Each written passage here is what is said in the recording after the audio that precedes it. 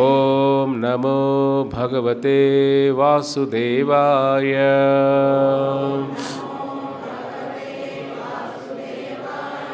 ఓం నమో భగవతే వాసుదేవాయ.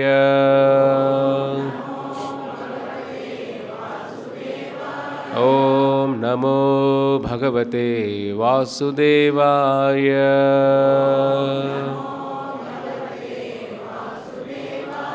ఓం అజ్ఞానతిమిరాంధస్య జ్ఞానాంజనశలాకయా చక్షురున్మిళితం యేన తస్మై శ్రీ గురవే నమః. హరే కృష్ణ. ఈరోజు మనం మహాశివ ఆయన అద్భుతమైన లీలల గురించి తెలుసుకుందాం. ఎందుకంటే చాలామందికి శివతత్వం గురించి తప్పుడుగా అర్థం చేసుకుని ఉంటారు.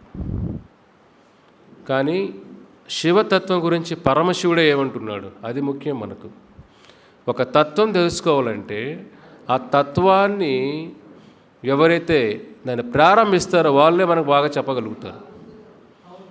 కాబట్టి మనం అనుకోవడం వేరు. అందరూ సైలెంట్గా ఉండండి వెనకాల. మనం అనుకోవడం వేరు, పరమశివుడే ఆయన తత్వం గురించి చెప్పడం వేరు. మనకు శాస్త్రాల్లో చూసామంటే శాస్త్రాలకి 12 మంది మహాజనులు అంటారు శాస్త్రాల్లో. ఈ 12 మందికి ధర్మం, సూక్ష్మధర్మం, పరధర్మం, భాగవత ధర్మం, ఆత్మధర్మం, ఈ అన్ని ధర్మాలు తెలిసింది ఈ 12 మందికే సృష్టిలో.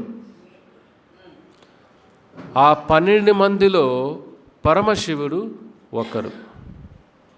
బ్రహ్మ, నారద,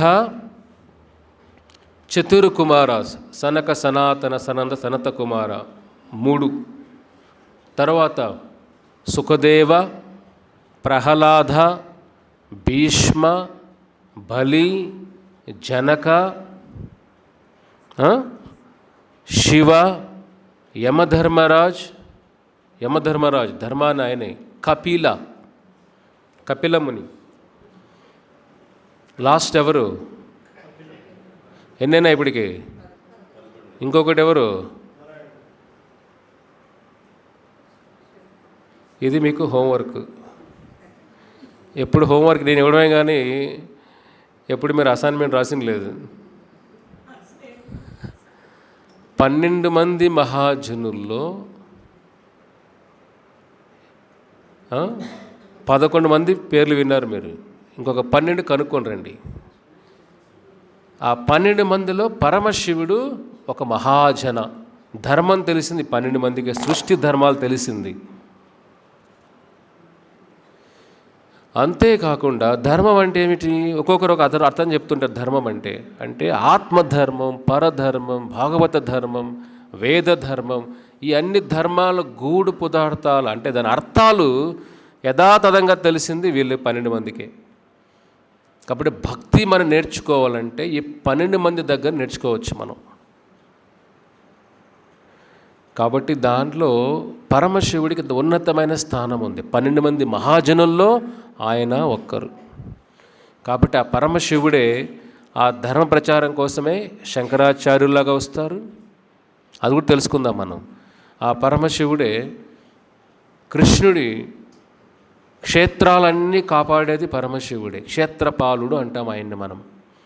అన్ని విష్ణు క్షేత్రాలను కాపాడేది పరమశివుడే. తిరుపతి కపిల తీర్థం, తిరుమల కొండలు కాపాడేది శ్రీశైల మల్లికార్జున, పూరిని కాపాడేది భువనేశ్వర, వృందావనాన్ని కాపాడేది గోపేశ్వర, మథురాన్ని కాపాడేది భూతనాథ. మన కాశీ క్షేత్రం విన్నా కూడా కాశీలో చనిపోయే ప్రతి వ్యక్తి చెవులో పరమశివుడు రామ రామ రామ రామ రామ అంటారు. ఎందుకు కాశీలో చనిపోవాలనుకునేది? పరమశివుడు వచ్చి ఆ చనిపోయే జీవుడి యొక్క చెవులో రామనామాన్ని ఉపదేశం చేస్తారు. కాబట్టి రామనామాన్ని అంత ధ్యానంగా అంత భక్తిగా జపం చేసే భక్తుల్లో పరమశివుడికి మించిన భక్తులు లేరు. నిమ్నగానం యత గంగా దేవానమచ్యుతాయత వైష్ణవానం యథా శంభు పురాణం ఇదం తతః. భాగవత పురాణం చెబుతారు, ప్రవహించే నదుల్లో గంగా శ్రేష్టం. దేవానం అచ్యుతాయత, ఆరాధనల్లో విష్ణు ఆరాధనం శ్రేష్టం, అచ్యుత ఆరాధన. వైష్ణవానం యథా శంభు, వైష్ణవానం భక్తుల్లో శ్రేష్ఠుడైన భక్తుడు యథా శంభు, ఎవరు? పరమశివుడు. ఇదం పురాణం, పురాణాల్లో శ్రేష్టమైనది భాగవత పురాణం. ఇది మనకు శాస్త్రాలు చెబుతాయి. కాబట్టి పరమశివుడు ఆయనకన్నా ఉన్నతమైన వైష్ణవులే లేరు ఆయన భక్తిలో. కాబట్టి భగవంతుడు తత్వం, జీవతత్వం, ఈ రెండు మనకు అందరికీ తెలుసు. మనం ఎవరు? జీవతత్వం. భగవతత్వం అంటే విష్ణు అవతారాలన్నీ కూడా. జీవతత్వం ఎప్పుడు కూడా ఒక్కొక్కసారి వైకుంఠంలో ఉండొచ్చు, వాళ్ళు ఈ భూలోకంలో ఉండొచ్చు. జీవతత్వం, ఈ జీవతత్వానికి విష్ణుతత్వానికి మధ్యలో ఉన్నది శివతత్వం. కాబట్టి బ్రహ్మ కూడా జీవతత్వం. జీవుడు బ్రహ్మ అవ్వచ్చు, 100 జన్మలు పుణ్యాలు చేస్తే. శివుడు అవ్వలేరు. శివుడు ఒక పోస్ట్ కాదు, శివతత్వం. బ్రహ్మ పోస్టు, సూర్యుడు పోస్టు, చంద్రుడు పోస్ట్. మీరందరూ సూర్యులు, చంద్రులు, బ్రహ్మలు అవ్వచ్చు. కానీ శివతత్వం అనేది భగవతత్వానికి జీవతత్వానికి మధ్యలో ఉన్నది. పాలు, పెరుగు. పెరుగుకి మూలం ఏమిటి? పాలు లేకుండా పెరుగు వస్తుందా? లేదు. భగవతత్వం లేకుండా శివతత్వం లేదు. స్వామి కృష్ణతత్వం లేకుండా శివతత్వం లేదు. కాబట్టి సృష్టి జరగాల్సి వచ్చినప్పుడు ఆ స్వామి సృష్టించే ముందు సృష్టించాలి. ఇప్పుడు ఒక పని, నేను ఇప్పుడు వాటర్ బాటిల్ ఎత్తాలని ముందు నాకు సంకల్పం లోపల ఉండాలి కదా. అంతే, మీకు అర్థమవుతుందా? నేను తినాలి అనే కోరిక ఉన్నప్పుడే కదా పని చేస్తాం. పని చేయాల్సిన ముందే ఆ పని మనసులో మనం అనుకుంటాం కదా. ఇప్పుడు నువ్వు వాటర్ బాటిల్ ఎత్తాను, అక్కడ ఆలోచన అక్కడ ఎత్తేస్తాం, మనం ఎత్తాం కదా. ఆలోచనతోనే ఎత్తుతాం. ముందు ఆలోచన వస్తుంది, ఆలోచనని మనం ఎలా చేస్తాం, పని చేస్తాం. పని తర్వాత వస్తుంది, ముందేమొస్తుంది? లోపల ఆలోచన వస్తుంది. కాబట్టి స్వామి సృష్టించాలి అని ఆలోచన వచ్చినప్పుడు ఆ స్వామి నామాల ఈ కనుబొమ్మల్లో నుంచి ఒక కాంతి వస్తుంది. తరువాత స్వామి శక్తుల్లో స్వామి శక్తులు అనంతం. శ్రీశక్తి, నీలశక్తి, భూశక్తి. ఆ శక్తుల్లో నుంచి వచ్చిన మాయాశక్తి, స్వామి కనుబొమ్మల నుంచి వచ్చిన కాంతి, జ్యోతి శక్తి. తర్వాత కృష్ణుడి యొక్క అంశంలో శక్తి రూపంలో మాయాశక్తి కూడా ఒక శక్తి. వైకుంఠ శక్తి, యోగమాయ శక్తి, రక శక్తుల్లో మాయాశక్తి ఒక రూపం తీసుకుంటుంది. అదే శివలింగ రూపం. లింగం, శివలింగం చూసారనుకోండి, స్త్రీ పురుషుల కలయిక. శివలింగం స్త్రీ పురుషుల కలయిక, యోని పురుషుని యొక్క అంగం, ఈ రెండు కలయికే శివలింగం. కాబట్టి సృష్టి జరగక ముందే స్వామి యొక్క కనుబొమ్మల్లో వచ్చిన జ్యోతి, స్వామి శక్తి స్వరూపినైన యోని అంటే ఏమిటి? సృష్టికి మూలంకి కలయిక అని. కాబట్టి సృష్టికి తల్లిదండ్రులు పరమశివులు, పార్వతి, దైవం నారాయణుడు. తల్లి తండ్రి దైవం అంటే అది. ఎందుకంటే సృష్టి రావడానికి మొదట బీజం వేసిందే వీళ్ళిద్దరు. కాబట్టి అలాగా స్వామి కామ బీజం నుంచి వచ్చిందే శివతత్వం. కాబట్టి పార్వతికి వచ్చింది భగవంతుని యొక్క స్త్రీ శక్తి, శ్రీశక్తుల్లో ఆ శక్తి యొక్క ఒక రూపం మాయాశక్తి. వైకుంఠంలో యోగ మాయాశక్తి అని ఉంటుంది. ఆ యోగ మాయాశక్తి ఏం చేస్తుంది? జీవుల్లో కృష్ణుని, భగవంతుణ్ణి మరిచిపోలేకుండా చేస్తుంది. మాయాశక్తి ఏం చేస్తుంది? ఇక్కడ భగవంతుణ్ణి మరిచిపోయే విధంగా చేస్తుంది. కాబట్టి ఈ మాయాశక్తి భగవంతుడి వెనక భాగం అని అంటాం. అంటే భగవంతుని దూరం చేస్తుంది అని ఆ శక్తి. కాబట్టి స్త్రీ పురుషుల శక్తి వచ్చింది కృష్ణతత్వం నుంచి. కాబట్టి భగవతత్వం, కృష్ణ శివతత్వం, జీవతత్వం. కాబట్టి మనం ఎప్పటికీ శివుడు అవ్వలేం. మనం జీవతత్వం, జీవుల్లాగే ఉంటాం. మనం మహా అయితే ఏమవుతాం? బ్రహ్మ అవుతాం. శివుడు అవ్వలేం. కాబట్టి ఈ శక్తిని రకరకాలు నడిపించడానికి బ్రహ్మ సహాయం చేస్తే, ఆ శక్తి ఈ సృష్టిని ప్రళయం చేయడానికి కూడా ఒక శక్తి అవసరం. కాబట్టి కృష్ణుడి నుంచి వచ్చిన శక్తుల్లో మహాశంకర్షణ, మూల రామ అంటాం. మూల రామ, మూల బలరామ, రామచంద్రులు ఇవి. అందుకే మూల బలరాముడు. కృష్ణుడి నుంచి మొదటి అంశ బలరామ. బలరామ నుంచి వచ్చిన అంశల్లో చతుర్వ్యూహం అంట. నలుగురు వస్తారు బలరామం నుంచి. ప్రథమ చతుర్వ్యూహం వాళ్ళు వాసుదేవ, శంకర్షణ, ప్రద్యుమ్న, అనిరుధ. ఆ శంకర్షణ అంటే ఆకర్షణ శక్తి. ఆ శంకర్షణ వచ్చిందే నారాయణ తత్వం. ఆ నారాయణ నుంచి వచ్చేది ద్విచతుర్వ్యూహం అంటాం శాస్త్రాల్లో. రెండో చతుర్వ్యూహం వస్తుంది. రెండవ వాసుదేవ, శంకర్షణ, ప్రద్యుమ్న, అనిరుధ. వీళ్ళే రామచంద్ర, లక్ష్మణ, భరత, శత్రుఘ్న. సో వీళ్ళల్లో ఉన్న శంకర్షణ నుంచి వచ్చిందే మహావిష్ణు తత్వం. ఆ మహావిష్ణు నుంచి వచ్చిందే గర్భోదక విష్ణు. ఆ గర్భోదక విష్ణు వచ్చేదే క్షీరోదక విష్ణు. ఆయనే ప్రతి జీవుల్లో పరమాత్మ. ఇంత సైన్స్ ఉంది వెనకాల. కాబట్టి మహావిష్ణువు నుంచి గర్భోదక విష్ణు వస్తారు. గర్భోదక విష్ణు అంటే పద్మనాభుడు అంటే ఆయన, బ్రహ్మ తండ్రి అంటే ఆయన. ఆయనకి ఇంకొక అంశ వస్తుంది. క్షీరోదక, పాల సముద్రంలో ఉన్న ఆయన క్షీరోదక విష్ణు. ప్రతి జీవుల పరమాత్మ అంటే ఆయన. కాబట్టి మహావిష్ణువు యొక్క కాంతి స్వరూపమే శివతత్వం.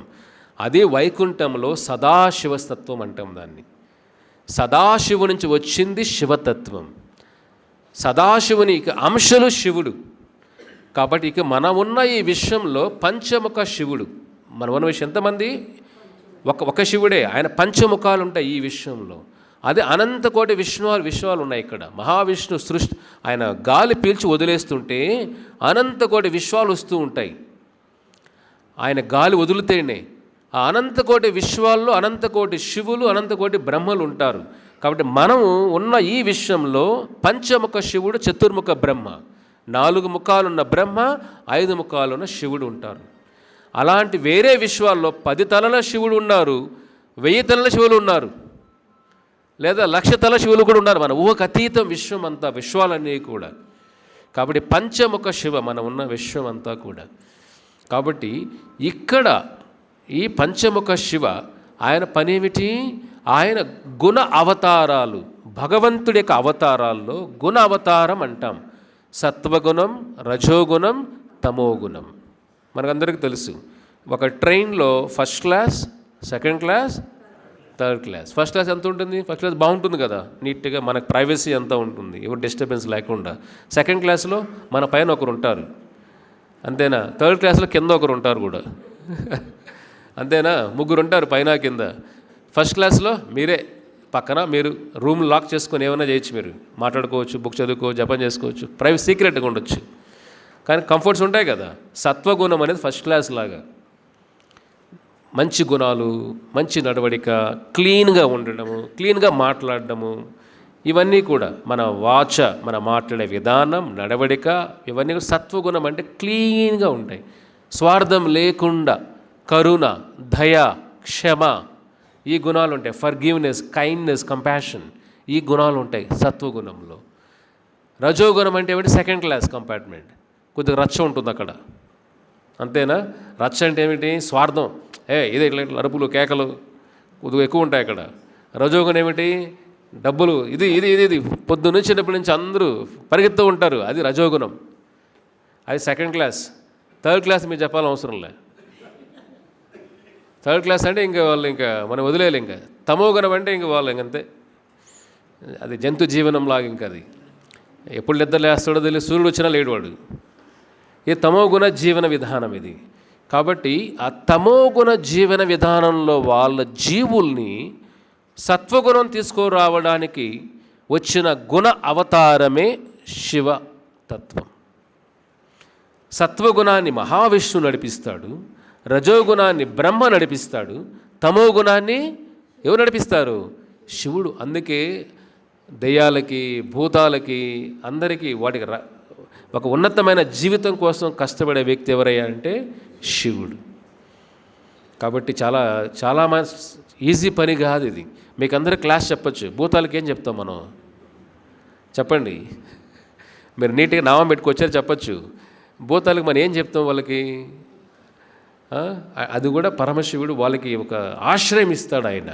అంతేకాకుండా సృష్టి అంతమయ్యేటప్పుడు కూడా ఆ రుద్రతాండవం, సదాశివు నుంచి వచ్చేది శివతత్వం, శివు నుంచి వచ్చేది 11 రుద్రులు వస్తారు. ఎంతమంది? 11. మనం ఇక్కడ జ్యోతిర్లింగాలు ఇవన్నీ చాలా చూస్తుంటాం. ఇవన్నీ కూడా రుద్రతత్వాలు. ఇవన్నీ కూడా సదాశివుడు ఈ లోకంలో లేడు. సదాశివుడు మనం ఎక్కడ చూడగలుగుతామంటే ఒక బృందావనంలో తప్ప ఇంకెక్కడ చూడలేం సదాశివ తత్వాన్ని. అదే గోపేశ్వర అంటాం ఆయన్ని. మిగతా మనం చూసేంత రుద్ర తత్వమే చూడగలుగుతాం. బయట శివతత్వం రుద్రతత్వమే మనం చూసి జ్యోతిర్లింగాలు ఇవన్నీ కూడా. అది ఈ విధంగా ఆ శివుడు 11 రుద్రుల్లాగా వస్తారు కోపంతో. ఆ నాట్యమే విశ్వాన్ని అంతం చేస్తున్నారు లాస్ట్లో. అది కూడా ఒక సేవలాగా చేస్తారు ఆయన.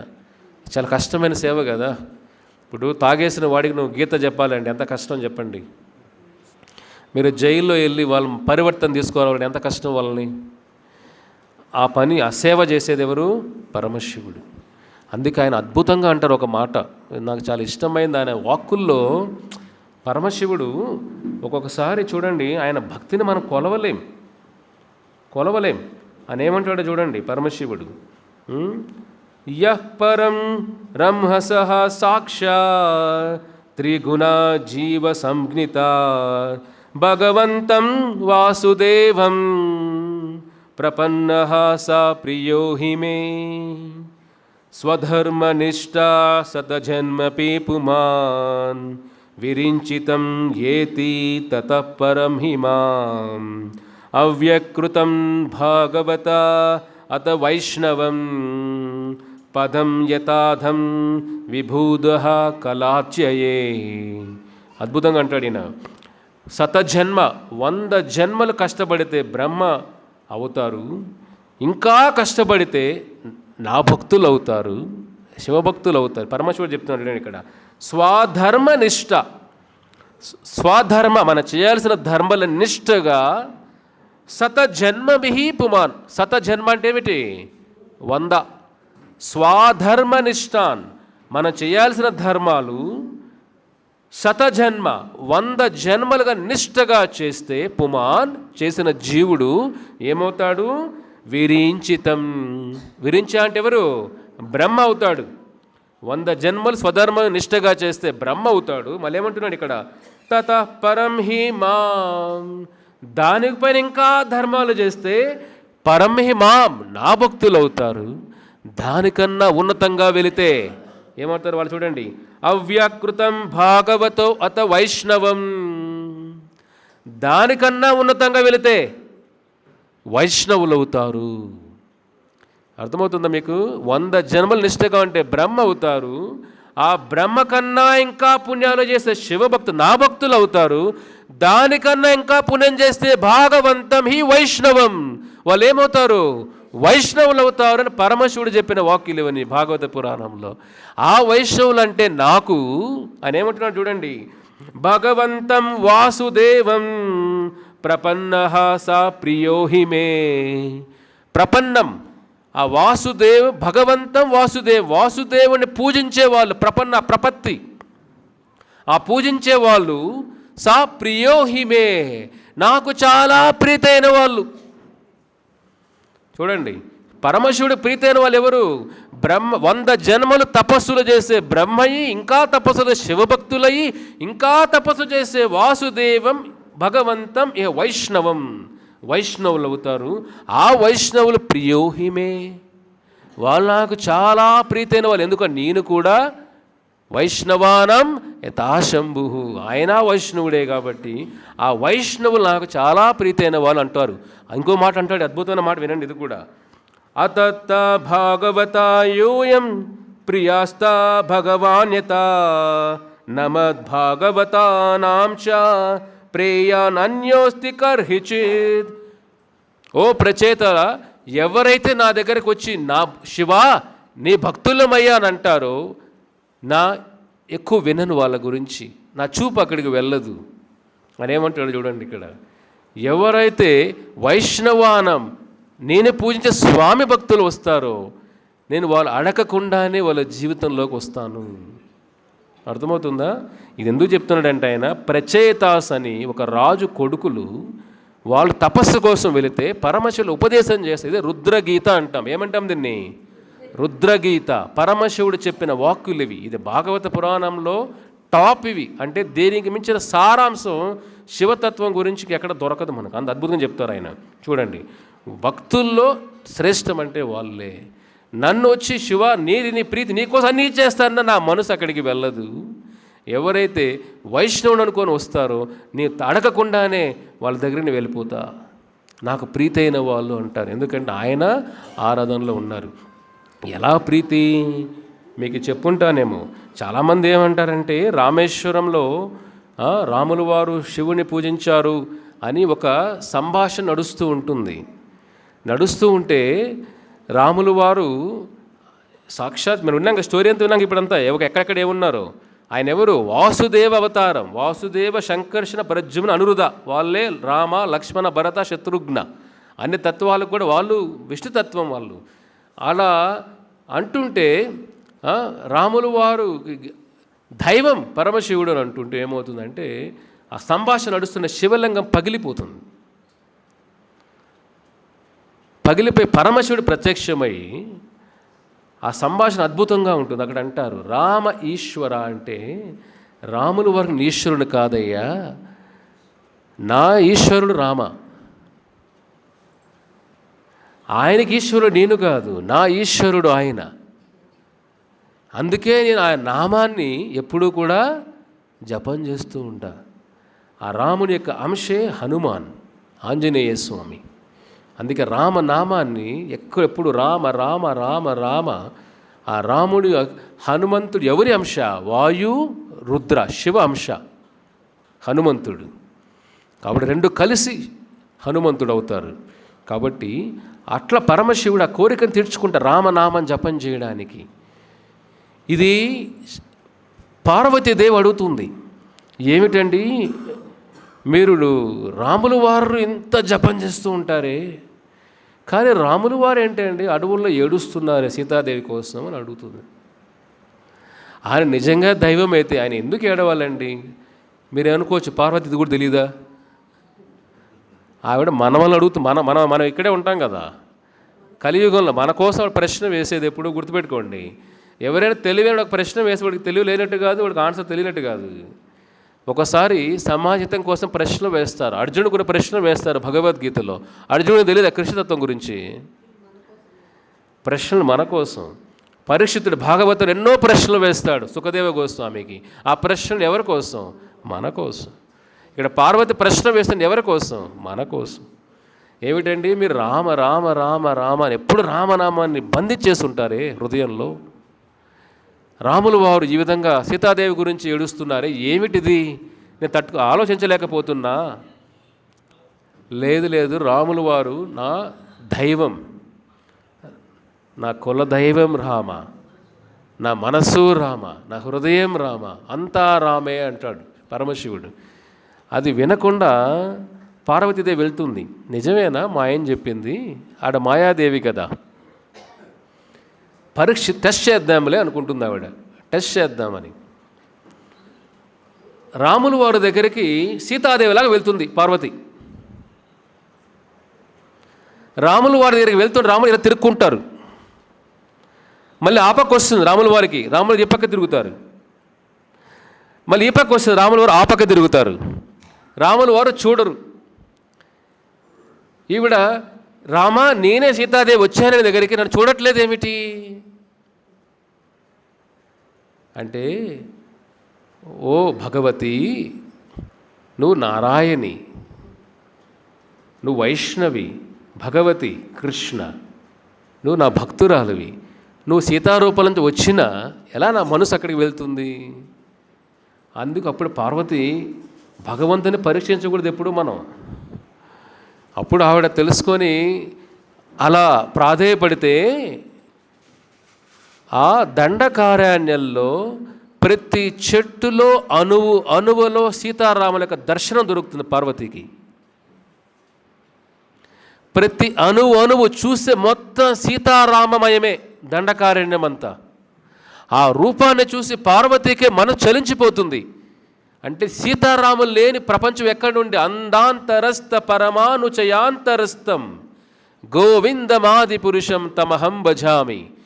అణువున విశ్వంలో అణువున భగవత్ స్వరూపమే.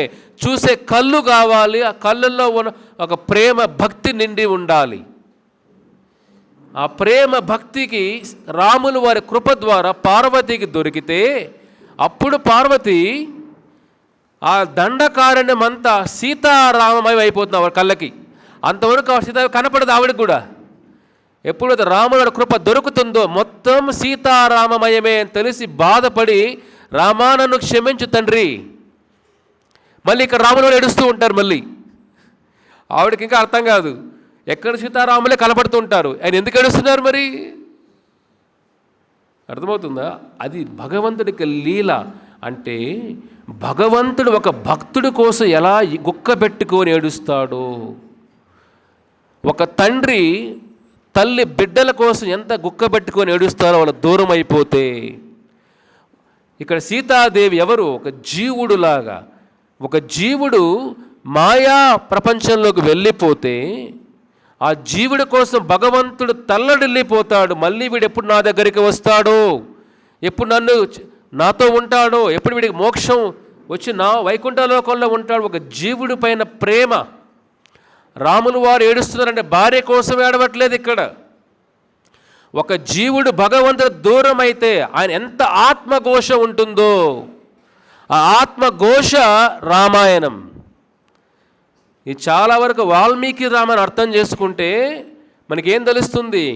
భగవంతుడి యొక్క ప్రేమ సీతాదేవి మీద ప్రేమ కాదు. మనం ఏమనుకుంటాం? భార్యాభర్తల బంధం అనుకుంటాం. లోతులకు వెళ్ళాలి. లోతుకు వెళ్తే ఏమర్థమవుతుంది? ఒక జీవుడు భగవంతుడు దూరం అయితే భగవంతుడి యొక్క తపన. నిద్రపోడు స్వామి, తిండి తినలేడు, ఆలోచనలంతా అదే. సీతాదేవి భార్యమయం కాదు ఇది, అంతా ఆయన హృదయం అంతా భక్తిమయం. ఉద్ధవ, నా హృదయమంతా భక్తులమయం, నా భక్తుల హృదయమంతా నామయం. నాకు నా భక్తుల తప్ప వేరే ప్రపంచం లేదు, నా భక్తుడికి నా ప్రపంచం తప్ప వేరే ప్రపంచం లేదు. కాబట్టి హనుమంతుడి హృదయంలో రామచంద్రులే కాదు, రాముడి హృదయంలో కూడా హనుమంతుడే ఉంటాడు. కాబట్టి జీవుడి కోసం తపన పడే ప్రేమ రామాయణం. అది పార్వతికి అప్పుడు అర్థమవుతుంది. ఓ, ఆయన ఏడుస్తున్నారంటే భార్య కోసం కాదు, జీవుల కోసం. ఎందుకంటే ఎక్కడ సీతాదేవి ఇద్దరు కలిసే ఉన్నారే, మళ్ళీ ఈ భావం ఏమిటి అని అన్ని టెస్ట్ చేసి క్షమించి వెళ్ళిపోతుంది. అప్పుడు పరమశివుడు అడుగుతారు, పార్వతి, అప్పుడు ఆమె పేరు దాక్షాయణి. దాక్షాయణి ఏమైంది? అర్థమైందా? ఆయన ఎవరో అర్థమైందా అని అడుగుతాడు. మీరు చెప్పారు కదండి, అర్థమైందండి. ఆవిడ అబద్ధం చెప్తుంది, 2 అబద్ధాలు చెప్తుంది దాక్షాయణి.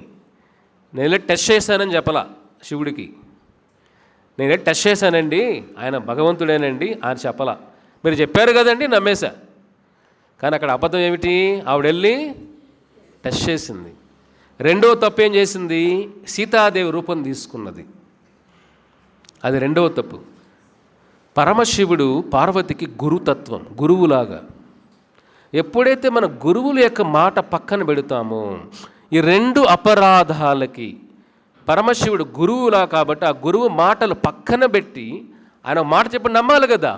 అది నమ్మకుండా ఆవిడే సొంతంగా వెళ్ళి సీతాదేవి రూపాన్ని తీసుకొని రామచంద్రుని పరీక్ష పెట్టింది. 2 అపరాధాలు. అంటే గురువు మాటలు పక్కన పెట్టి వెళ్ళింది, ఇంకోటి అబద్ధం చెప్పింది. ఈ 2 తప్పుల వల్ల దాక్షాయిని ఆ శరీరాన్ని వదిలేయాల్సి వచ్చింది, ఆత్మహత్య చేసుకోవాల్సి వచ్చింది. అవే విన్నాం కదా, దక్షుడి యజ్ఞం ఏమవుతుందో, దాక్షాయిని తను దహించి వేసుకుంటుంది. ఎందుకు అది? ఈ 2 అపరాధాల వల్ల. మళ్ళీ శివుడి భార్య స్థానం కోల్పోయి పార్వతీలాగా ఇంకొక జన్మ తీసుకొని మళ్ళీ తపస్సు చేసి శివుడి భార్య అవుతుంది. ఆ శరీరంలో ఈ స్థానానికి పనికిరావు. 3వది ఏమిటి? పరమశివుడు వద్దన్నా వెళ్తుంది దక్షుడి దగ్గరికి. గురువు ఎవరో మనకు చెప్పినప్పుడు ఇది మంచిది కాదన్నప్పుడు కావాలని మనం విపరీత బుద్ధి, విపరీత జ్ఞానం, కలియుగులు 2 చాలా ఎక్కువ ఉంటాయి.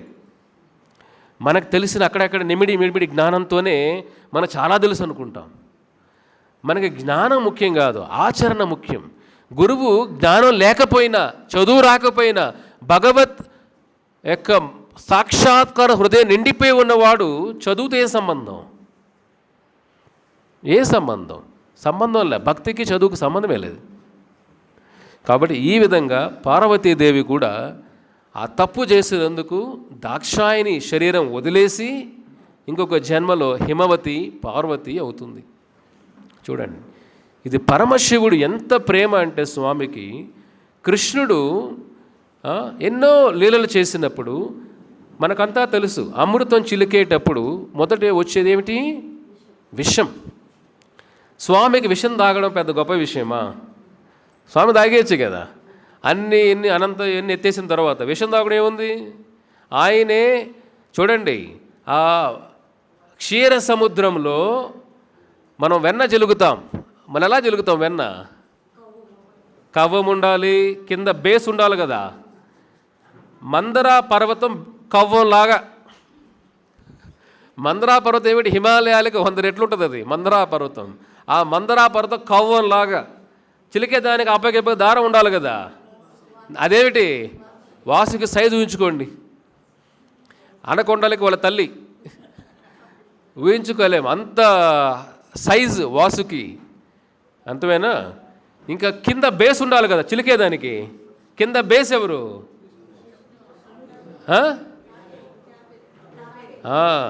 తాబేలు కాదమ్మా, తాబేలు వరాహాలు పక్కన యాడ్ చేయాలి మనం. అవతారం అని చెప్పండి ప్లీజ్. తాబేలు, వరాహం, మత్స్య పక్కన అవతారం. అదేమిటి? కూర్మ అవతారం. స్వామి సైజ్ ఎంత చూడండి. మందరా పర్వతం పైన చిలుకుతూ ఉంటే స్వామి కొద్దిగా ఏమంటారు దాన్ని, నవగా ఉన్నప్పుడు అనుకుంటాం కదా మనం, కొద్దిగా ఇచ్చింగ్గా ఉన్నప్పుడు ఏదో నవగా వీపులో అని అనుకుంటాం కదా మనం. ఇలాగా నవ పోవడానికి, ఇచ్చింగ్ పోవడానికి గోక్కున్నట్టుగా. ఇది బాగా తెలుగులో చెప్పుకోవాలి మనం. సో ఇచ్చింగ్ అంటే మనకు అర్థం కాదు, గోక్కోవడం కరెక్ట్. మహావిష్ణువుకి కూర్మావతారం ఆయనకు ఎలా అనిపిస్తుంది? మందరాపర చిలుకుతుంటే పైన అట్లాగా ఆయన ఆహ్లాదంగా ఉంది. బాగా చిలకంటారు బాబు. అలా ఉంది స్వామికి. ఆ మందరా పర్వతం ఆయన పైన పెడుతుంటే చిన్న గోక్కున్నట్టుగా ఆయన ఆనందంగా ఉంది స్వామికి. ఆయనకు విషం తాగలేడు. ఎందుకంటే ఇక్కడ ప్రశ్న భాగవతంలో వస్తుంది, ఎందుకు స్వామి విషం తాగలేదు? ఆయన తాగేయచ్చు కదా. చెప్తారు స్వామికి ఎంత ప్రేమ అంటే ఆయన కన్నా ఆయన భక్తులు ఎక్కువ గౌరవం పొందాలి. ఒక తండ్రి ఏమనుకుంటాడు, నాకన్నా నా బిడ్డ పైకి వెళ్ళాలరా బాబు, నేను 5 అంతస్తులు కట్టాను, వాడు 50 కట్టాలి అనిపిస్తుంది కదా. మనం 5 కోట్లు చేస్తాం, వాడు 50 కోట్లు చేయాలి. లేదంటే నేను ఇంతవరకు వచ్చా, వాడు నాకన్నా 10 రెట్లు వెళ్ళాలి. సహజం అది. ఈ గుణం భగవంతుల్లో ఉంది కాబట్టి మనలో ఉంది. తప్పు కాదు, ఇది తప్పే కాదు. బిడ్డలు మనకన్నా వృద్ధి రావాలి తప్పు కాదు. ఆ గుణం ఎక్కడుంది? భగవంతుల్లో ఉంది. ఊర్ధ్వమూలమదాశాఖం అశ్వత్థం ప్రాహురవ్యయం. తర్వాత ఏమిటి? యస్తం వేద సవేద అంటే ఊర్ధ్వం అన్నిటికీ మూలం పైన ఉంది అని. కాబట్టి స్వామిలో లేకుండా మనలో లేవు ఆ గుణాలు. కాబట్టి స్వామిలో కూడా ఆ ప్రేమ ఉంది, మనం చూడొచ్చు ఇక్కడ. ఆ ప్రేమ స్వామి దగ్గరికి వెళ్తే నా భక్తుడు తాగుతాడు, మీరు వెళ్ళి పరమశివుని అడగండి. అప్పుడు పరమశివుడు భగవంతుడికి ఆజ్ఞతో ఆ హలాహల అనే విషాన్ని తాగితే ఆయన మింగేయచ్చు కదా. ఎందుకు మింగలేదు ఆయన చెప్పండి? ఆయన జ్యూస్ తాగుతాంటే బ్రహ్మాండం ఏమవుతుంది? మీకు జ్యూస్ తాగితే బ్రహ్మాండం ఏమైపోతుంది చెప్పండి మీరు ఇట్లా? ఎందుకు ఆయన పూర్తిగా లోపల మింగలేదు? ఎందుకు బంధించాడు? అదే ప్రశ్న. అదే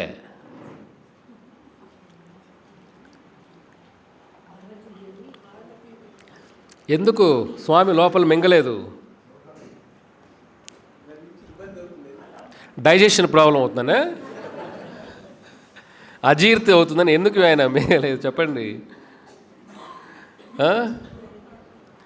ఆయన ఎందుకు మింగలేదంటే శాస్త్రాలు చెబుతాయి. ఆయన ఎంత భక్తి చూడండి. ఈశ్వర సర్వభూతానం హృదయేషు అర్జున తిష్టతి. అర్జున, ప్రతి ఒక్కరి హృదయంలో నేనున్నాను. మింగితే నా స్వామి హృదయంలో ఉన్నాడే, నా స్వామికి ఎలా విషం తాకితే ఎలాగ ఉంటుంది? ఆయనకి ఇబ్బంది అవుతుంది నా హృదయంలో ఉన్న ఆయనకి. కాబట్టి ఆ విషం హృదయాలు నా స్వామికి తాకూడదు అని కంఠంలోనే బంధించేస్తాడు. ఎటువంటి ప్రేమ చూడండి. ఎందుకంటే హృదయంలో కృష్ణుడు ఉన్నాడు కదా, రామ రామ రామ అంటుంటాడు ఆయన. ఆ విషయం ఎక్కడ నా స్వామికి హృదయంలో తాకుతుందేమో, కాబట్టి ఇక్కడే బంధించి వేస్తాం. అందుకే నీలకంఠ అయిపోతాడు ఆయన. అదే ఆయనకు ఒక అందమైన మచ్చలాగా అయిపోతుంది. కానీ ఏమేమి చూడండి, భగవంతుడు ఒక భక్తుణ్ణి ఏ విధంగా ఉన్నత స్థాయిలో పెడతారు. భగవద్గీత మనకి ఏం నేర్పించింది? అర్జున, నువ్వు యుద్ధం చేయకపోయినా, 11వ అధ్యాయం స్వామి చెప్తారు, నువ్వు యుద్ధం చేయకపోయినా ఇక్కడ ఉన్నవాడు ఎవడు ఇంటికి వెళ్ళడు. కురుక్షేత్ర సంగ్రామానికి వచ్చిన లక్షల కోట్ల మందిలో ఒక్క జీవుడు, పాండవులు తప్ప ఎవడు ఇంటికి వెళ్ళడు. నువ్వు యుద్ధం చేయి, నువ్వు యుద్ధం చేయకపోయినా వాళ్ళు ఎప్పుడో చనిపోయారు. ఇక్కడికి వచ్చిన వాడు వెనక్కి వెళ్ళడు. ఇది నేను చేసిన ప్లాన్. ఇది నువ్వు తీసుకొని క్రెడిట్ నువ్వు తీసుకో. యుద్ధం నువ్వు చేయి, నువ్వు చేయకపోయినా వాళ్ళు చనిపోతారు. ఇక్కడ ఆ లాభం, ఆ పేరు ప్రదర్శన నువ్వు తీసుకో. కాబట్టి స్వామి ఎప్పుడు చూడండి, కృష్ణుడు భక్తులకి పేరు రావాలని ఆలోచిస్తారు. కాబట్టి ఇక్కడ పరమశివుడికి ఆ పేరు రావాలని స్వామి పరమశివుడు ఆజ్ఞాపించి నీలకంఠుడు అవుతాడు. ఇది మనకు బృందావనంలో కృష్ణుడు పుట్టినప్పుడు చాలామంది దేవతలు వస్తారు కృష్ణుని చూడ్డానికి, రకరకాల వేషాల్లో వస్తారు. స్వామి భగవంతుడు చిన్న రూపంలో ఎలా ఉంటారు, అందంగా ఉంటారు అని. ఇప్పుడు ఎవరైనా మీకు నచ్చిన పెద్ద హీరోలు ఎవరైనా చిన్న ఫోటో చూస్తే ఎలా అనిపిస్తుంది? వాళ్ళు చిన్నప్పుడు ఎలా ఉన్నారో ఎవరికైనా అనిపిస్తే ఉత్సాహంగా ఉంటుంది కదా. వాళ్ళు చిన్నప్పుడు ఎలా ఉన్నారు? భగవంతుని చిన్న రూపంలో ఎవరూ చూడాల. ఎప్పుడైనా స్వామి నరసింహ రూపంలో వస్తారు, చంపేసిపోతూ ఉంటారు. వరాహం, కూర్మ, మత్స్య అన్ని అవతారాలు అంటే ఏమిటి? స్వామి షేక్ చేసిపోతూ ఉంటాడు. 2 రామావతారం, కృష్ణ అవతారం, వామన అవతారం, 2-3 కొన్ని అవతారాలు స్వామి బాల్య లీలలు చూడగలిగారు. కృష్ణావతారంలో ఉన్న బాల్య లీలలు, చిన్నప్పుడు లీలలు ఏ అవతారంలో లేవు. అది చూడ్డానికి దేవతలు వస్తారు, పరమశివుడు కూడా వస్తారు చూడ్డానికి. అప్పుడు వచ్చినప్పుడు యశోద, మీకు చెప్పుంటారు స్టోరీ, గుర్తుందా మీ అందరికీ? యశోద భయపడి ఆ శివ రూపాన్ని చూసి భయపడి, చాలామంది రాక్షసులు వచ్చి ఇబ్బంది పెట్టుంటారు కృష్ణుడిని కదా. పూతన, ధేనుకాసుర రాక్షసులు వచ్చి కృష్ణుడిని చంపడానికి ప్రయత్నం చేస్తారు. యశోదేవనుకోటి ఇతను కూడా రాక్షసులాగా ఉన్నాడే, నా బిడ్డని చంపేస్తాడేమో. అతను అడుగుతాడు, ఒకసారి నీ బిడ్డను చూపించమ్మా. అయ్యో వీడేందు భయంకరంగా ఉన్నాడు, పాములను తీసుకొని ఎక్కడ చంపేస్తాడో, నా బిడ్డ రావడానికి పంపించేస్తుంది. ఆయన అక్కడే ఉంటాడు. ఒక్కసారి చూపించమ్మా నీ బిడ్డని. నేను చూపాను, వెళ్ళిపో ఉంటుంది.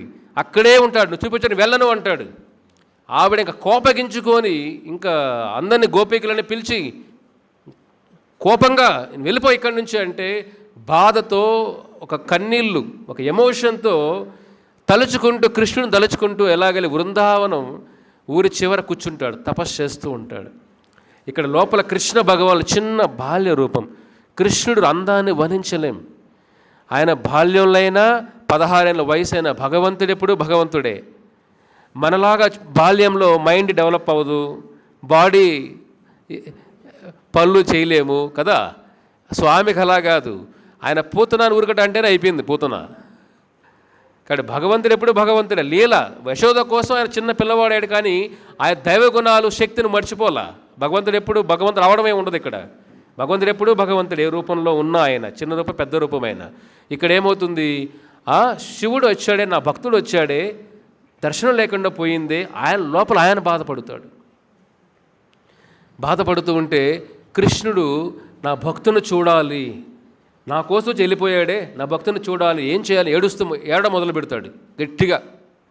యశోద వచ్చి, ఏం కావాలి నాయనా, నీకు పాలు పెడుతున్నా ఆపడు, ఏది లాలిచ్చినా ఆపడు. పిల్లవాళ్ళు ఎక్కువ ఏడుస్తుంటే ఏం చేస్తారు, ఇంకా జాలపాటబడిన లాలపాటబడిన పాలు ఇచ్చిన కృష్ణుని ఏడుపు ఆపడు. అందరూ గోపికలు వచ్చి వాళ్ళు ప్రయత్నం చేస్తారు శాంతించడానికి పిల్లవాడిని, కృష్ణ పిల్లవాడిని. ఆపడు ఆయన, ఏడుపే ఆపడు.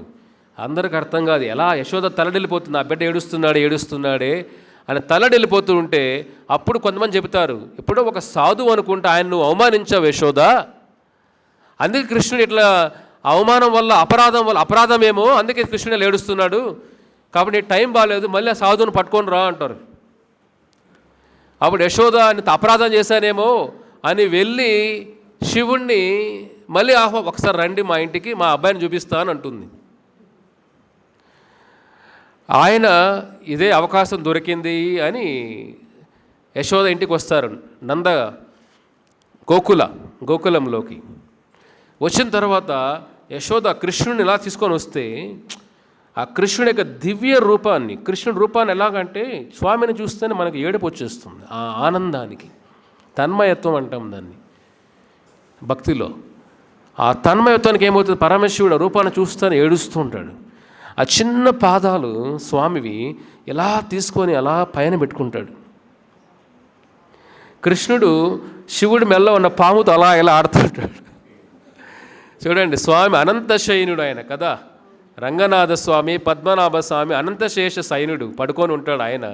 ఇక్కడ శంకరుడిని చూస్తే నా భక్తుడు ఆనందంగా నవ్వుతూ ఆ పాముతో ఆడుకుంటూ కాసేపు పరమశివుడు స్వామిని, అంటే భగవంతుని ఈ రూపంలో ఆ చిన్న బాలిలో పరవశించిపోతాడు. పరమశివుడు ఆనందం తట్టుకోలేక, తల్లి చాలిది అని ఆనందపడిపోతే హృదయంలో ఒక కోరిక పుడుతుంది పరమశివుడికి, తండ్రి నీ లీలలు చూసే అదృష్టం నాకు ఇవ్వు తండ్రి, నీ బాల్యం చూసే అదృష్టం నాకు ఇవ్వు అని కోరుకుంటే, ఇప్పుడు కృష్ణుడు పరమశివుడి కోరిక తీరుస్తూ, ఇక్కడే నువ్వు చిన్న పర్వతం అవుతావు, నందీశ్వరుడు అవుతావు, ఇక్కడ ఒక కొండలాగా అయ్యి గోకులంలో నా లీలలన్నీ చూస్తావు శివ అంటాడు. కాబట్టి మీరు ఇప్పుడు గోకులకు వెళితే నందీశ్వర కొండ ఉంటుంది, అది శివుడే కొండ అయిపోయి ఉంటాడు.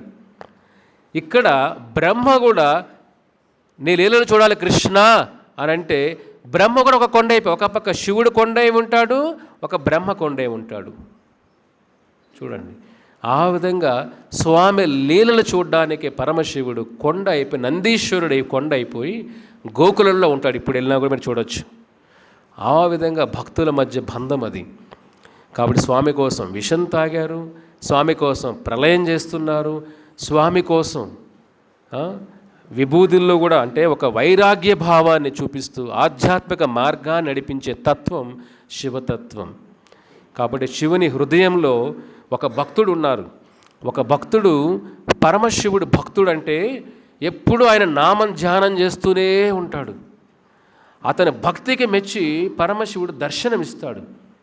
ఇది జరిగింది గుజరాత్లో జరిగింది. అది దర్శనమిస్తే అడుగుతాడు, ఏం కావాలయ్యా నీకు అని. ఆ పిల్లవాడు, చిన్న పిల్లవాడు, శివ నీ హృదయంలో ఏదుందో,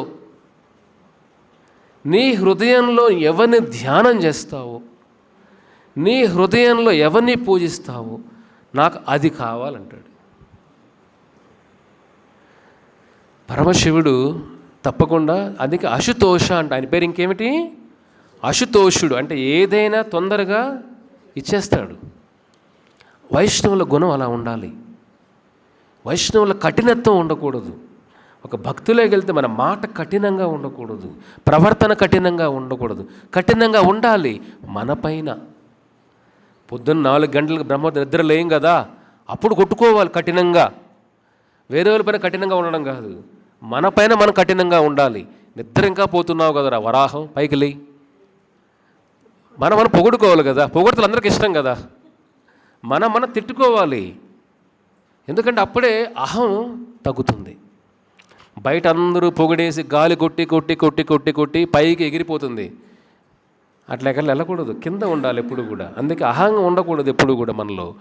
సో ఇక్కడ మనం గ్రహించాల్సింది ఏమిటి, ఆ పిల్లవాడు కోరుకుంటే నీ లోపల ఏముందో నాకు ఇవ్వు, పరమశివుడు ఇచ్చేస్తాడు. ఆ రూపమే గోపాలుని రూపం. మనకి ఇవాళ లేనట్టుంది. ఇవాళ లడ్డూ గోపాల్ చూస్తున్నారు కదా, చిన్న కృష్ణుడు లడ్డు పెట్టుకుని ఎలా ఉంటాడు. ఆ రూపం పరమశివుడి హృదయంలో ధ్యానం చేసే రూపం కృష్ణుడి యొక్క బాల్య రూపం. ఆ రూపాన్ని ఇస్తారు ఆ పిల్లవాడికి. ఆ పిల్లవాడి పేరేమిటి, వల్లభాచార్య. పిల్లవాడి పేరేమిటి, గొప్ప ఆచార్యులు. గుజరాత్కి వెళ్తే మీరు చూడొచ్చు ఆయన్ని. ఆయన ద్వారా వచ్చిందే మనకు రాజస్థాన్లో ఫేమస్ టెంపుల్ ఉంది కదా, శ్రీనాథ్జీ. తర్వాత ఈ లడ్డూ గోపాల్ ఆరాధన వల్లభ పుష్టి మార్గం అంట. ఏమంటాం దాన్ని, పుష్టి మార్గం వల్లభాచార్యులు. అది ఏ సంప్రదాయం అంటే, వల్లభాచార్యులు వచ్చింది రుద్ర సంప్రదాయం. ఏ సంప్రదాయం, 4 సంప్రదాయాలు: రుద్ర సంప్రదాయం, శ్రీ సంప్రదాయం, బ్రహ్మ సంప్రదాయం, కుమార సంప్రదాయం. ఈ విధంగా వల్లభాచార్యులు గొప్ప ఆచార్యులు అవుతారు. ఆయన పరమశివుడు భక్తుడు. మొదట పరమశివుడి హృదయంలో ఏముంది, గోపాల రూపం ఉంది. కాబట్టి అప్పటి నుంచి గోపాల మంత్రం, గోపాల ఆరాధన. మీరు గుజరాత్లో ఎక్కడ, నార్త్ ఇండియా ఎక్కడికి లడ్డూ గోపాలు ఉంటాడు. ఎందుకది, ఆ రూపం పరమశివుడి హృదయంలో ఉన్న రూపమే ఆరాధన రూపం, బాల గోపాల రూపం. చూడండి, ఆయన హృదయం అంతా అదే కదా. మనం అనుకుంటాం పరమశివుడే ధ్యానం ఎందుకు ఉంటాడు చెప్పండి, భగవంతుడు ధ్యానం ఎందుకు చేస్తాడు, అసలు అవసరం ఏంటి ఆయనకి. భగవంతుడు ధ్యానం చేయరు, భక్తులు ధ్యానం చేస్తారు. కాబట్టి ఇక్కడ పరమశివుడు ఇంకొక విషయం ఉంది. కాశీ విశ్వనాథుడు ఉన్నప్పుడు ఆయనకు ఒక భక్తుడు, మహాభక్తుడు ఉండేవాడు కాశీలో. పేదవాడు, కూతురికి పెళ్లి చేయాలి, డబ్బులు అవసరం. కాశీ విశ్వనాథ నాకు సహాయం చేయవయ్యా, నా పిల్లలకి, నా ఆడపిల్ల పెళ్లి చేయాలయ్యా, చాలా పేదరికంలో ఉన్నాను అని ప్రాధేయపడతాడు కాశీ విశ్వనాథుడికి. గొప్ప భక్తుడు. కాశీ విశ్వనాథుడు దర్శనమిచ్చి, ఏమయ్యా నువ్వు బాధపడద్దు, వృందావనంకి వెళ్ళు. వృందావనంలో ఒక గొప్ప భక్తుడు ఉన్నాడు, అతని పేరు సనాతన గోస్వామి. ఏం పేరు, అతన్ని వెళ్ళి ఒక్కసారి కలువు, అతని దగ్గర ఒక విలువైన పదార్థం నీకు ఇస్తాడు, నీ సమస్య తీరిపోతుంది అంటాడు. కాశీ నుంచి నడుచుకుంటూ వెళ్తాడు వృందావనంకి. చూడండి అప్పట్లో ఎంత భక్తి ఉండేది. మన స్కూటర్లో రాలేం, కారులో రాలేం, పక్కన ఉన్నా కూడా రాలేం. అంటే మనకు కలియుగం వచ్చే కొందికి సోమరితనం ఎక్కువైపోయింది. కారు లేనప్పుడే మనుషులు యాక్టివ్గా ఉండేవాళ్ళు. అప్పుడంతా డయాబెటిక్, షుగర్ లే, మనిషి కష్టపడేవాడు కదా. ఇప్పుడు పొద్దున్న నుంచి ఫ్యాన్ కింద, పడుకునేది ఫ్యాన్ కిందే, పని చేసేది, తినేది అన్నీ ఫ్యాన్ కిందే కదా. చెమట వస్తుందా, రావట్లే కదా. ముందేంటి, కష్టపడేవాడు. వాడు ఇంత అన్నం తిన్నా అరిగిపోయేది వాడికి. మనం ఇది కొద్దిగా తింటేనే ఇంకా ఎక్కడ అరిగించుకోవాలి దాన్ని. గ్లూకోజ్ ఎక్కువైపోయి, షుగర్ ఎక్కువైపోయి, టెన్షన్, అంతే కదా. ఇతను నడుచుకుంటూ వెళ్ళాడు బృందావనంకి. వెళితే సనాతన గోస్వామి యమునా నది ఒడ్డున కృష్ణుడిని ఆరాధన చేస్తూ ఉంటే, అయ్యా శివుడు పంపించారు, కాశీ విశ్వనాథ్ పంపించాడు మీ దగ్గరికి. ఏం కావాలయ్యా అంట.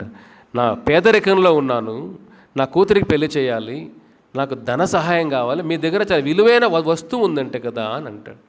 ఓ ఆ విలువైన వస్తువా, ఓ ఓకే ఓకే అక్కడ తీసుకోవయ్యా అని అంటాడు. అతను వెళ్ళి వెతికి తీసుకుంటాడు. అది చెత్త కుప్ప, చెత్త కుప్పలో ఉంటుంది. వెతికి ఆ వస్తువు పట్టుకుంటాడు. ఇదేంది నిజమైన వస్తువా అని ఊడికే ఒక ఏదైనా టచ్ చేస్తే చాలు, దేంతో అయినా. అది చింతామణి. ఏమిటది, చింతామణి. ఏది టచ్ చేసినా బంగారం అయిపోతుంది చింతామణి అంటే. రాయిని టచ్ చేస్తే బంగారు, మైక్ని టచ్ చేస్తే బంగారు. మీరు ఏది టచ్ చేస్తే బంగారం అయిపోతుంది. అక్కడ ఆయన కొనుక్కు టచ్ చేస్తే బంగారం అయిపోతాయి. నాకు సమస్యలు తీరిపోయినా దీంతో ఆ చింతామణిని తీసుకొని ఆనందంగా తలుచుకుంటూ అట్లాగా ఆనందంగా వెళ్ళిపోతూ ఉంటాడు. బృందావనం నుంచి వెళ్ళిపోయి కాశీ మధ్యలో ఉంటాడు. అప్పుడు నాకు డౌట్ వస్తుంది, నేనేం అడిగాను ఆయన్ని? ఏమడిగాడు ఆయన? విలువైంది అడిగాను కదా, విలువైంది చెత్త కుప్పలో పడేశాడు. ప్రశ్న రావాలి కదా. ఇప్పుడు ఎవరైనా విలువైన వస్తే ఎక్కడ పెడతాం మనం? ఈ మధ్య ఎక్కడెక్కడ పెడుతున్నా అర్థం కావట్లా. బాత్రూముల పైన, డోర్లో, కబ్బోర్డ్లో, కింద, అది ఎక్కడ లాకర్లు ఉన్నాయో ఎక్కడ ఫ్లోరింగ్ ఉన్నాయో బోర్లు తెలియట్లే. డబ్బులు ఎక్కువైపోతే పరిస్థితి కాపాడుకోవడం కష్టం. అర్థమైనా? డబ్బు లేని వాడు చింత లేని జీవితం వాడిది. డబ్బు ఎక్కువ ఉంటే నిద్ర రాదు. మీకు ఎప్పుడైనా తర్వాత చెప్తాను. ప్రేమానంద, రామానంద ఇది ఉండేవాళ్ళు ఫ్రెండ్స్. తర్వాత చెప్తాను దాని గురించి. డబ్బులు ఉంటే వాడు నిద్ర కూడా రాదు, వాళ్ళకి మనశ్శాంతి కూడా నిద్ర ఉండదు. ఇక్కడ ఈ ఇతనికి ఏమిటి? ఆనందంగా ఉన్నాడు, కానీ ఏమైంది? లోభం.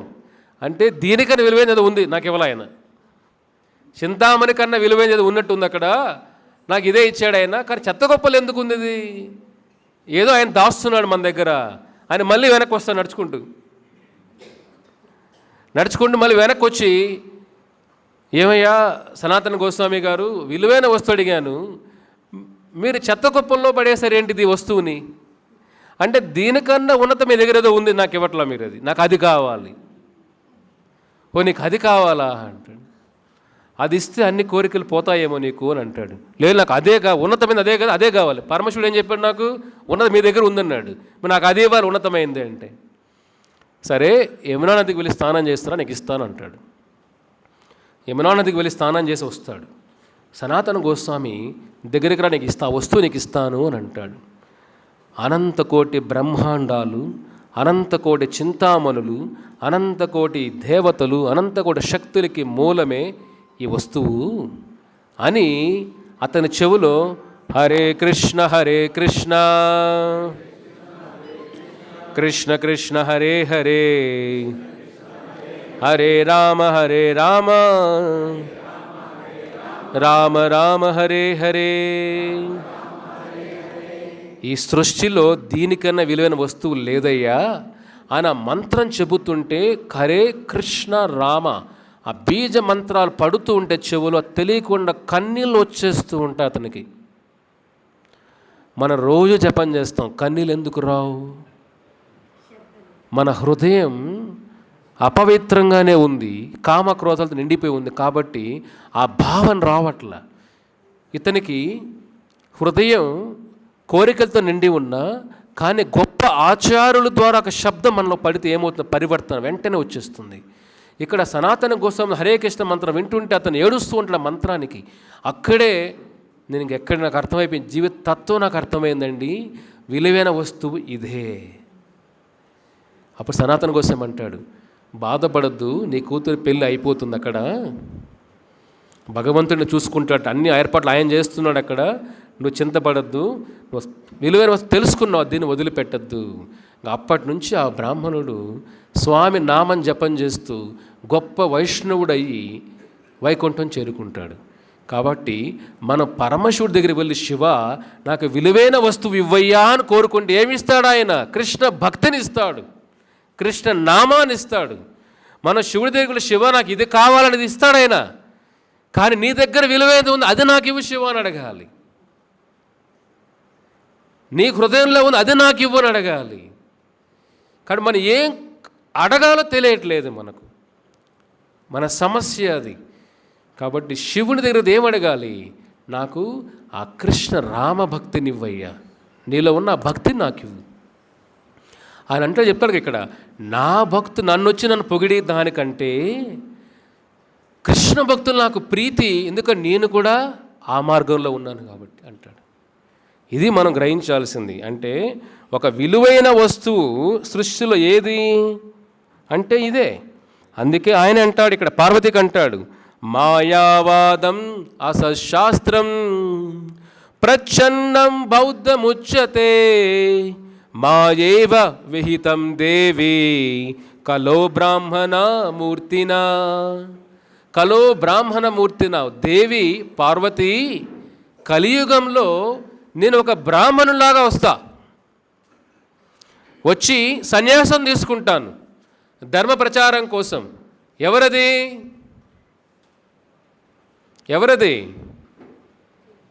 కలియుగంలో వస్తాను పార్వతి బ్రాహ్మణ రూపేణ వచ్చి సన్యాసం తీసుకుని ఏమంటున్నాను చూడండి ఇక్కడ, మాయావాదం అసశాస్త్రం, అర్థమేనా? ప్రచ్ఛన్నం బౌద్ధముచ్యతే. ఈ వేద జ్ఞాన ప్రచారం చేస్తాను, నేను వస్తున్నాను, ఒక సన్యాసి రూపంలో వస్తాను అంటారు. ఎవరైనా? ఇది పార్వతి చెప్పిన మాట, పరమశివుడు.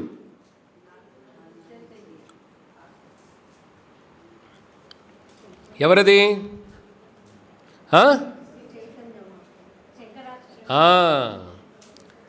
శంకరాచార్యులు.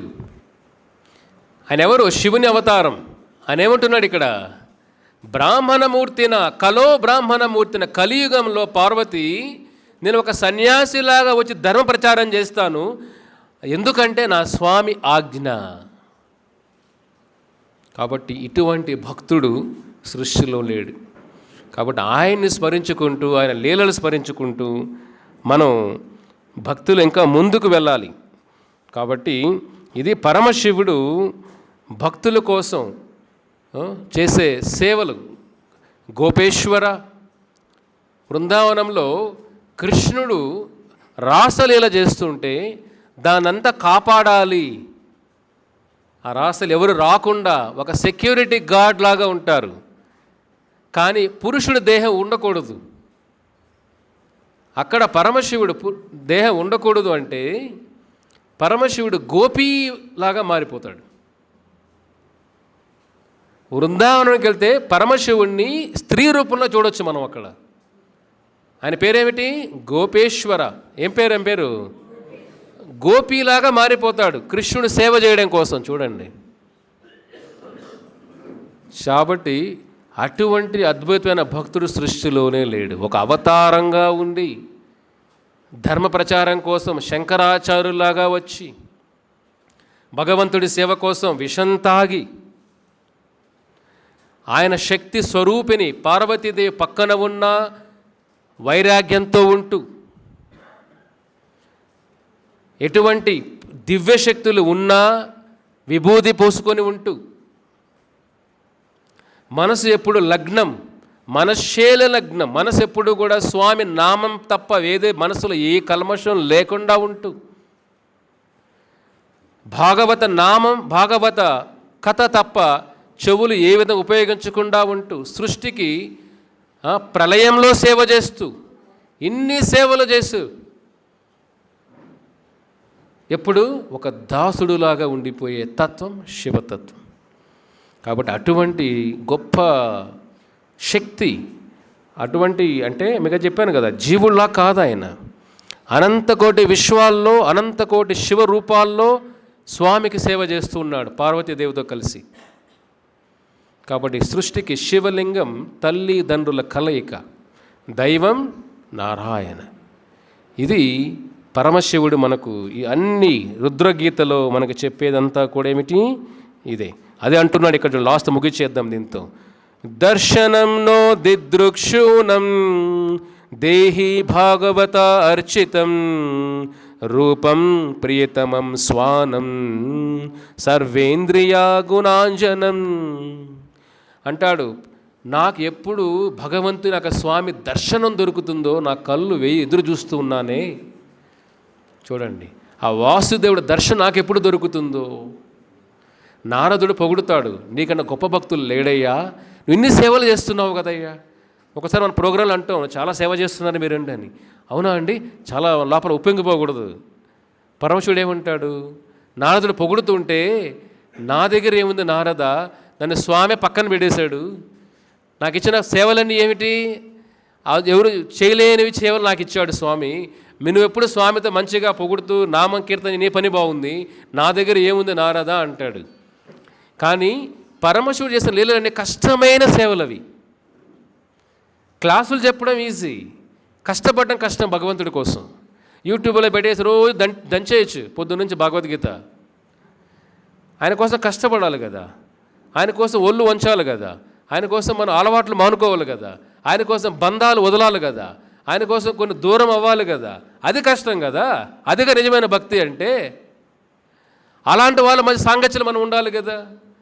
కాబట్టి పరమశివుడు అటువంటి ఒక భార్య పక్కన ఉన్న, ఒక గృహస్థుడు అయిన, పిల్లలు ఉన్న, సృష్టిని నడిపించే శక్తి ఉన్న వాటిపైన వ్యామోహం లేదు. మనకు కొద్దిపాటి శక్తి వస్తే ఎగిరెగిరి ఎక్కేస్తాం అందరిపైన కదా. ఇప్పుడు మీకైనా శక్తి ఏం చేస్తారు? మీరు అంచేస్తారు, ఎవరైతే మీ మాట వినలేదు. కానీ పరమశివుడు అంత శక్తి అంశుడైనా ఎంత వినయంగా, కోపం లేకుండా, దక్షుడు అవమానించిన, చూడండి ఇవన్నీ వింటుంటే ఒక వైష్ణవుడంటే, అందుకే వైష్ణవానం యతోశంభు, వైష్ణవులు శ్రేష్ఠుడు, అత్యంత శ్రేష్ఠుడైన వైష్ణవుడు పరమశివుడు. కాబట్టి ఆ స్థితి అందరికీ రాదు. కాబట్టి మనం ఆయన కోరుకోవాల్సింది ఏమిటి? మహాశివరాత్రి జరిగింది కాబట్టి మనకి శివుడు తెలుసుకుంటున్నాం. ఈరోజు మనం భక్తుడికి ప్రతిరోజు మహాశివరాత్రి. మహాశివ, నాకు అవకాశం ఇవ్వయ్యా, ఆ స్వామిని దర్శనం చేసుకునే, సేవ చేసుకునే అవకాశం ఇవ్వు అని ఏమంటున్నాడు. వైష్ణవులు నాకు ప్రీతైన వాళ్ళు, నన్ను పూజించే వాళ్ళు కన్నా, ఇప్పుడు నాకు మీరు గౌరవిస్తే, మీ మీద అంటే మేము గౌరవించారు కాబట్టి మిమ్మల్ని ఇష్టపడకూడదు. అదే మీరు జపం చేస్తున్నారనుకోండి, ఇష్టపడతాం. ఓ మీరు జపం చేస్తున్నారే, ఓ భగవద్గీత చదువుతున్నారే, ఇష్టం. మనం గౌరవిస్తే ఇష్టం కాదు. ఓ మీరు ఆ మార్గంలో ఉన్నారా, ఓ అది చూసి ఆనందపడాలి. మన గౌరవం చూసి ఆనందపడకూడదు. అది పరమశివుడు చెప్పేది. నన్ను పొగినంత మాత్రం నాకు ఇష్టం కాదు, మీరు నా మార్గంలో మీరు వచ్చినప్పుడు నాకు ఇష్టం, మీరు ఆ మార్గంలో ఎవరుంటారో వాళ్ళు ఇష్టం నాకు. కాబట్టి ఇప్పుడే మనం ఆయన తత్వాన్ని అర్థం చేసుకుని ఈ రోజు నుంచైనా పరమశివుడు శివాలయంకి వెళ్తే ఏం కోరుకోవాలి? ఇది కోరుకోవాలి, పరమశివుడు నాకు దర్శనం ఇవ్వయ్యా, వైష్ణవులకు సాంగత్యం కోరుకుంటున్నాడు ఆయన. మనం అది కోరుకోవాలి.